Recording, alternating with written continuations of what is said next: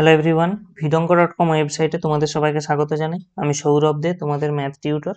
এখানে তোমাদের সঙ্গে যে প্রশ্নটি নিয়ে আলোচনা করব, দেখো আমাদেরকে ইন্টিগ্রেশন বা সমাকলনের মান নির্ণয় করতে হবে। তো এই সমাকলনের মান নির্ণয় করার জন্য আমাদেরকে এই যেটা সমাকলন নির্ণয় করতে হবে ওটাকে আমরা আগে একটু বিশ্লেষণ করে দেখি ওটা কি আসে। দেখো আমরা জানি মডিউলাস অফ এক্স বলতে এটা কেমন হয় না, মাইনাস এক্স হবে যখন এক্স এর মানটা শূন্যের থেকে ছোট এবং এর ভ্যালু হয় এক্স যখন এক্স এর মানটা শূন্য বা শূন্যের থেকে বড়।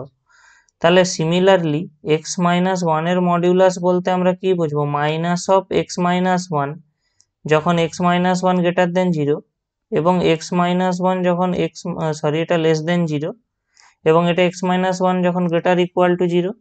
তাহলে এটাকে আমরা কি পাবো ভাঙলে, ওয়ান মাইনাস এক্স যখন এক্স লেস দেন ওয়ান এবং এক্স মাইনাস ওয়ান যখন x greater than equal to one. তো একটু ভালো করে লক্ষ্য করো, আমরা তাহলে modulus of x plus modulus of x minus one এই অপেক্ষকটা কেমন পাচ্ছি। এটা সমান, প্রথম কথা যখন এক্স শূন্যের থেকে ছোট সেটার জন্য একটা আমরা পাবো, এরপরে x greater equal to zero less than ওয়ানের জন্য একটা পাবো, আরেকবার x greater than equal two ওয়ানের জন্য পাবো। তো প্রথম দেখো, যখন এক্স এর মানটা শূন্যের থেকে ছোট তখন মডিউলাস অফ এক্স এর মানটা মাইনাস এক্স, তাহলে আমরা এখানে লিখছি মাইনাস এক্স, যেমন প্লাস ছিল এখানে রাখলাম এই প্লাসটা। তারপরে modulus of x minus one, দেখো যখন এক্স এর মান শূন্যের থেকে ছোট, দেখো যখন এক্স এর মান একের থেকে ছোট তখন এক্স এর মান শূন্যের থেকে ছোটতেও এটাই হিসাব হবে আমাদের ক্ষেত্রে। তাহলে আমরা এখানে কি পাবো, এটা প্লাস ওয়ান মাইনাস এক্স হবে। দ্বিতীয় ক্ষেত্রে দেখো এখানটায় এক্সটা শূন্যের থেকে বড় একের থেকে ছোট, শূন্যের থেকে বড় হলে ভ্যালু কত হবে এক্স, কিন্তু একের থেকে ছোট হওয়ার জন্য ভ্যালু আবার হবে ওয়ান মাইনাস এক্স। এবং সর্বশেষে এক্স এর মানটা যখন দেখো একের থেকে বড় তখন এই ভ্যালুটা ছিল এক্স, তার মানে এখানে আসবে এক্স এবং এখানে আসবে কত, এক্স মাইনাস ওয়ান, এই যে ভ্যালুটা ছিল। তো আলটিমেটলি আমি দেখো অপেক্ষকটা কেমন পাচ্ছি, ওয়ান মাইনাস টু এক্স যখন এক্স শূন্যের থেকে ছোট, এখানে দেখো এই এক্স কেটে গেল, তার মানে ওয়ান যখন এক্সটা শূন্যের থেকে বড় একের থেকে ছোট, এবং শেষে হচ্ছে টু এক্স মাইনাস ওয়ান যখন এক্সটা একের থেকে বড়, গ্রেটার ইকুয়াল টু ওয়ান, এক বা একের থেকে বড়।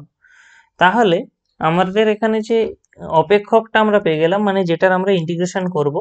তো এরপরে আমাদের ইন্টিগ্রেশনটা নির্ণয় করতে বলা হচ্ছে, দেখো zero to pi by two modulus of x plus modulus of x minus one dx, এইটার ইন্টিগ্রেশন করতে বলা হচ্ছে। তো দেখো এটাকে আমরা ভেঙে নেব zero to pi by zero to one, কারণ দেখো অপেক্ষকটা জিরো থেকে ওয়ানের মধ্যে আমার একটা ভ্যালু আলাদা এবং একের থেকে বড় হওয়ার জন্য ভ্যালু আলাদা। তাহলে জিরো টু ওয়ানে অপেক্ষকটার মান কত ছিল, ওয়ান, সেই কারণে এখানে ওয়ান বসিয়ে দেবো, ওয়ান ডিএক্স।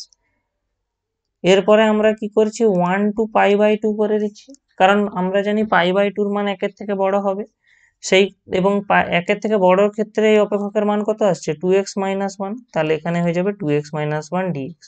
আমরা জাস্ট এই অংশটাকে ক্যালকুলেট করব এবং এই অংশটা ক্যালকুলেট করার পর এর ভ্যালু বের করব। দেখো যেহেতু ইন্টিগ্রেশনটা আমাদের জিরো থেকে দেওয়া আছে সেই কারণে আমাদের এই ভ্যালুটা আর কোনো কাজে লাগছে না। জিরোর থেকে গ্রেটার দেন, এখানে আমাদের যে রেঞ্জটা দেওয়া আছে কত, zero to pi by two, অর্থাৎ জিরো থেকে বড়, সেই কারণে আমরা জিরো থেকে ছোট ক্ষেত্রে অপেক্ষকের যে মান সেটা আমাদের আর কাজে আসছে না। তাহলে আমরা দেখো এটার ইন্টিগ্রেশন আমরা জানি, এটার ইন্টিগ্রেশন হবে এক্স এবং এর লিমিট হবে জিরো টু ওয়ান।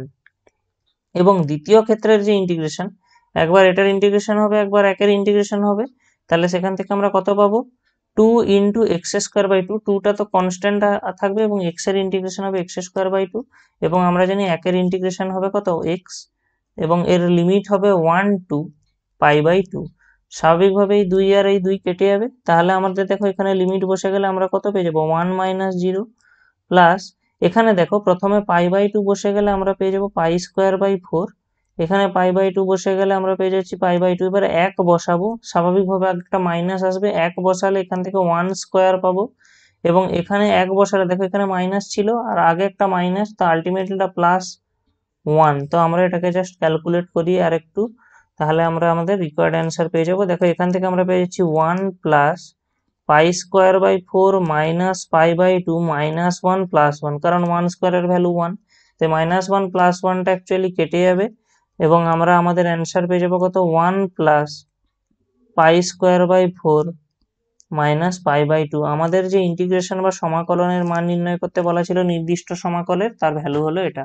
vidonkor.com ওয়েবসাইটে ম্যাথটি দেখার জন্য অসংখ্য ধন্যবাদ জানাই। এরকমই নানা প্রশ্ন তাদের সমাধানের জন্য আমাদের ওয়েবসাইটটি ভিজিট করো।